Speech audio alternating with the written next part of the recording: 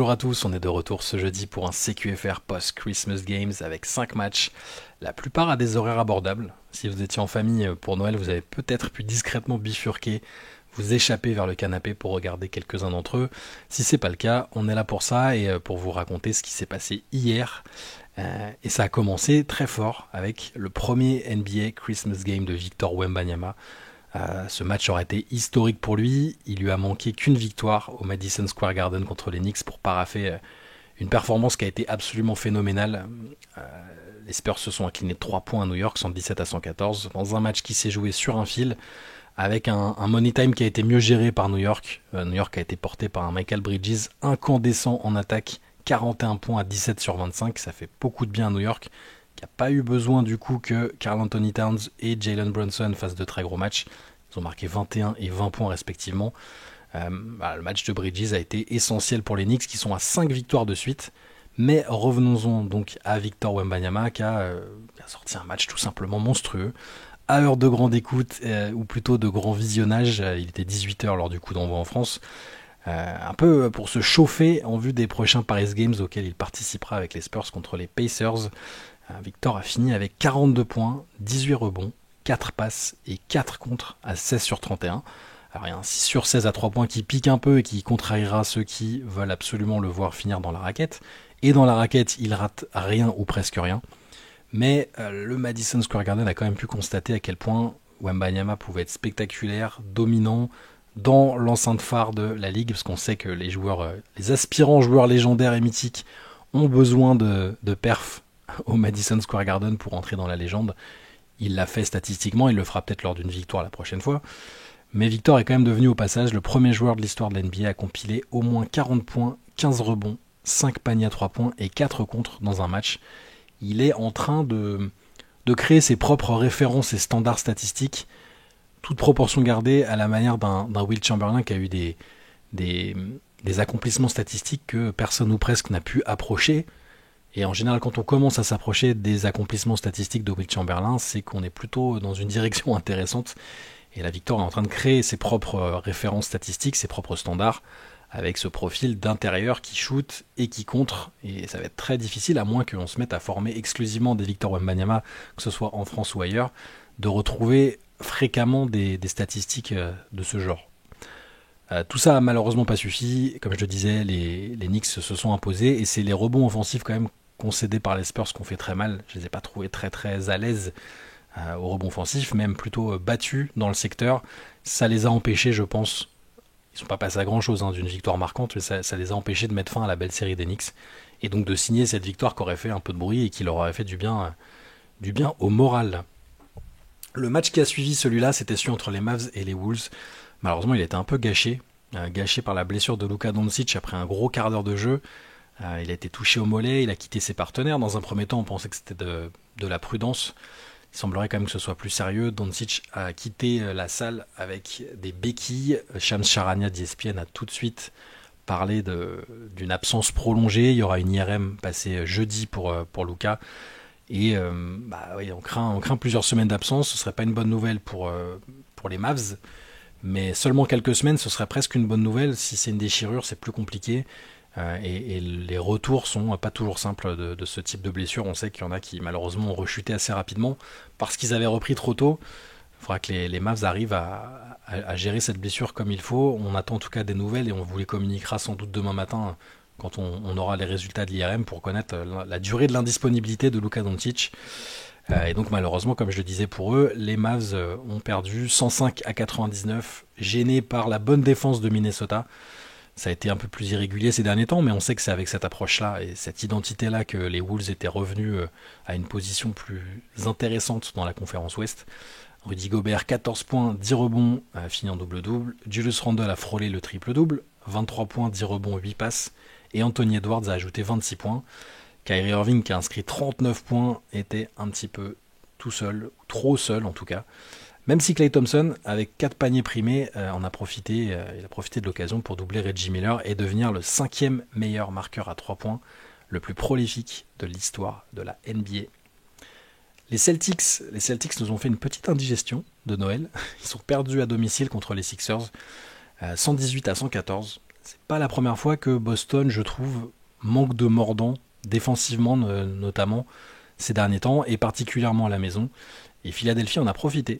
Philadelphie s'est donc imposé de 4 points. Philadelphie qui a eu quelques frayeurs, quelques sueurs froides avec Joel Embiid avant même le début du match. À l'échauffement, Joel Embiid s'est tordu la cheville. Il a quand même tenu sa place et il a contribué avec 27 points et 9 rebonds. Pour autant, c'est pas lui l'homme du match à mon sens. C'est Tyrese Maxey, à nouveau, encore, qui est en train de devenir le patron de cette équipe, là où Joel Embiid, limité par ses blessures et ses frustrations, et Paul George qui est un peu discret, qui a un peu de mal à trouver sa place, je trouve. Tyrese Maxey est constant et est excellent. Et Tyrese Maxey a marqué 33 points et fait 12 passes décisives cette nuit. Les Celtics sont comptés jusqu'à 16 points de retard. C'est un record pour eux cette saison à domicile. Ils ont quand même fait une tentative de comeback en fin de match. Et ça a été calmé par Tyrese Maxey, par Joel Embiid, par Caleb Martin aussi, 23 points. Guerschon Yabusele, lui, s'est distingué en sortie de banc avec 12 points et 4 rebonds, avec aussi une passe et une interception en 21 minutes, avec un différentiel de plus 18 face à son ancienne équipe. L'autre match qui a suivi, c'était peut-être le plus spectaculaire, en tout cas si vous étiez devant, la fin de match était totalement dingue. C'était celui entre les Warriors et les Lakers à San Francisco. La soirée avait mal démarré pour les Lakers. Après 7 minutes de jeu, Anthony Davis, rideau, à rentrer au vestiaire pour une blessure à la cheville. A priori, on n'est pas sur le degré d'inquiétude de ce que les Mavs peuvent connaître avec Luka Doncic, parce que malheureusement Anthony Davis est habitué à ce genre de petites blessures en cours de saison. Et je pense qu'il devrait revenir assez rapidement. Malgré ça, Los Angeles a trouvé le moyen de l'emporter 115-113 dans ce Christmas Game contre les Warriors, comme je le disais, avec la conclusion qui est sans doute la plus folle de la nuit, parmi les 5 matchs de la nuit. Le héros de cette fin de match aurait pu être Steph Curry. Curry qui a marqué 38 points, qui pensait avoir envoyé le match en prolongation avec un énorme panier à 3 points, très lointain, à 7 secondes du buzzer, après avoir déjà ramené Golden State à 1 point avec un tir dans le corner. Et au final, c'est pas Curry le héros du match, c'est Austin Reeves qui lui a volé la vedette. Triple-double, 26 points, 10 rebonds, 10 passes, mais surtout pour l'arrière des Lakers, le panier de la gagne à 1 seconde de la fin. Un bon gros drive devant Andrew Wiggins, une finition au lay-up et victoire des Lakers à San Francisco pour doucher l'atmosphère. A priori, il y a une réunion entre joueurs pour les Warriors qui sont dans une passe un peu compliquée, qui ont du mal à reproduire leur niveau de performance du début de saison. Pour l'instant, la greffe avec Dennis Schroeder, ça va mettre un peu de temps, c'est normal, il vient d'arriver. C'est pas encore concluant et les Warriors sont 10e dans la conférence Ouest avec un bilan égal à celui des Suns et des Timberwolves qui sont 8e et 9e, et ils sont talonnés, et on s'y attendait peut-être un peu moins en début de saison, ils sont talonnés par les Spurs. Voilà pour ce match entre les Lakers et les Warriors.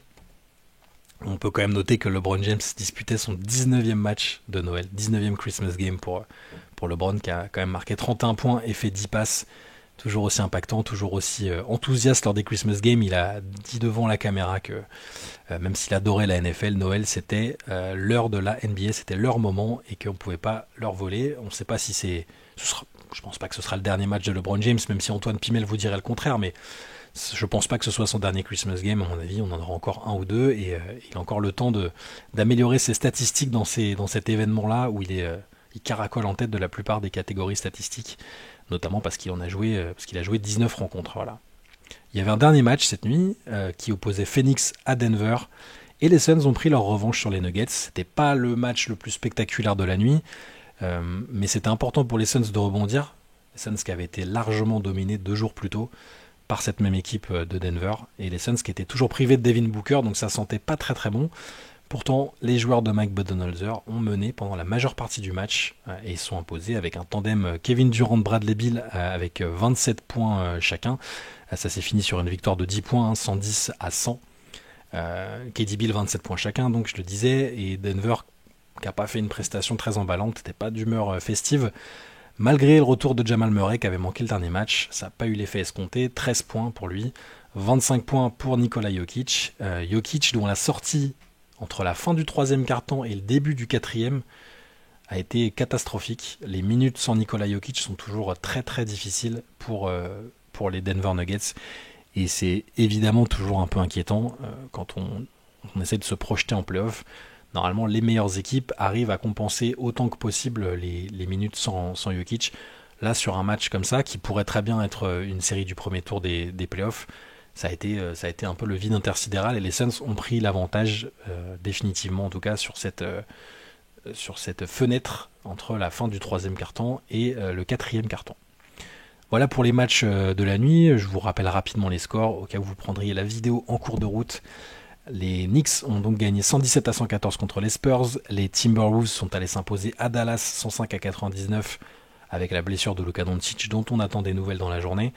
Les Sixers ont créé une petite surprise en l'emportant à Boston 118-114. Les Lakers, dans un match au finish fou, ont battu les Warriors à San Francisco 115-113. Et les Suns ont gagné à domicile 110-100 contre les Nuggets. Il y a une petite news qui est tombée à Noël. Shams Charania ne chômait pas ce soir-là. C'est une news concernant Jimmy Butler. Est-ce que c'est vraiment une nouvelle plus qu'une précision ? Mais on a appris que Jimmy Butler, en tout cas, préférait être tradé avant la deadline de février. On s'en doutait un peu à partir du moment où il était d'accord, où les deux parties sont normalement d'accord pour un trade, ce qui ne veut pas dire qu'il sera bradé. Mais il aimerait ne pas avoir à attendre la fin de la saison en déclinant sa player option à 52 millions de dollars pour pouvoir partir et quitter Miami. Ça pourrait être via un sign and trade ou de manière libre, hein, évidemment. Mais il essaie. Alors on ne sait toujours pas d'où vient l'information, c'est-à-dire qui a intérêt à ce qu'on sache que Butler a vraiment envie de partir. Est-ce que c'est le Heat pour tenter d'attirer d'autres offres ? On sait que le Heat est très très dur en négociation. Le coup de fil avec Pat Riley doit toujours être assez amusant. On se souvient de passes de coups de téléphonique un peu chauds entre Pat Riley et Tom Thibodeau avec des noms d'oiseaux assez sympathiques. Ça peut aussi être de la part de Jimmy Butler qui a l'impression que le trade n'avance pas et qui veut inciter lui aussi soit le Heat à être un peu moins gourmand dans le package demandé ou d'autres équipes à essayer de passer à l'action avant février. En tout cas, lui il continue. Alors là, il a manqué les 2 derniers matchs pour des douleurs à l'estomac, mais les matchs d'avant, il était présent et plutôt bon. Donc, en tout cas, il continue de faire le job. On rappelle quand même la liste des équipes qui théoriquement plaisent à Jimmy Butler. Et on avait fait l'analyse avec Antoine de la possibilité, la crédibilité de ces équipes-là à monter un package qui pourrait intéresser le Heat. Et c'est compliqué dans la plupart des cas. Mais Jimmy Butler aimerait soit les Golden State Warriors, qui vont peut-être de plus en plus avoir envie de passer à l'attaque. Les Phoenix Suns, qui sont une équipe un peu curieuse, dont on ne sait pas si elle bénéficierait vraiment de tout chambouler ou pas, et surtout si elle peut le faire. Il y a les Houston Rockets, à la maison pour Jimmy Butler, qui est de Houston, et les Dallas Mavericks. C'est un dossier qui va nous occuper dans les prochaines semaines, c'est sûr, et autour de la deadline des trades. Pour l'instant, il est toujours là, et il pourrait toujours être là jusqu'à la fin de la saison. Donc c'est un dossier en attente. Là, c'est pas une information, c'est pas une breaking news. On se doutait qu'à partir du moment où il avait envie de partir, et à partir du moment surtout où le Heat était ouvert à l'idée que Jimmy Butler parte, il y aurait ce type de relance comme ça sur son envie d'être tradé rapidement. On vous dira évidemment ce qu'il en est dès qu'il y a des informations à ce sujet. On va s'arrêter là pour le CQFR d'aujourd'hui, hein, sur ces 5 Christmas Games. On sera là demain matin avec plus de news sur Doncic, avec les rencontres de la nuit. Je peux vous donner d'ailleurs le planning des matchs de la nuit si vous voulez enchaîner après Noël. On a donc, il y en a pas mal, hein. On a Indiana, Oklahoma City, Orlando, Miami, Washington, Charlotte, Atlanta, Chicago, Memphis, Toronto, Milwaukee, Brooklyn, New Orleans, Houston, Portland, Utah et Sacramento, Détroit. Pas d'affiche exceptionnelle sur le papier, contrairement à certaines de celles qu'on a eues la nuit dernière, en tout cas sur le dimanche. Le Indiana OKC en début de nuit à 1h du matin peut être sympa, surtout que les Pacers sont vraiment chauds en ce moment. Ils redeviennent intéressants, cool en tout cas à voir jouer. OKC est sur une série de victoires impressionnantes. Donc je pense que ce match-là en début de soirée pourrait être tout à fait sympa. Le reste, ça semble quand même un peu déséquilibré entre des équipes mal classées et des équipes qui visent plus haut. Je regardais, mais non. Bon, Sacramento Détroit, ça peut être assez offensif et cool, mais non. Sinon, pas d'affiche énorme. Nous, on se retrouvera demain matin pour un CQFR. N'hésitez pas, j'ai pas encore regardé le mail CQFR, mais à envoyer vos questions pour le CQFR de ce week-end.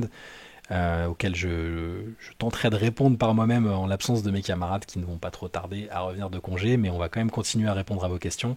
cqfr.reverse@gmail.com. Je lirai ça avec plaisir et j'essaierai de sélectionner autant que possible vos questions pour y répondre. Passez une très très bonne journée et je vous dis à demain.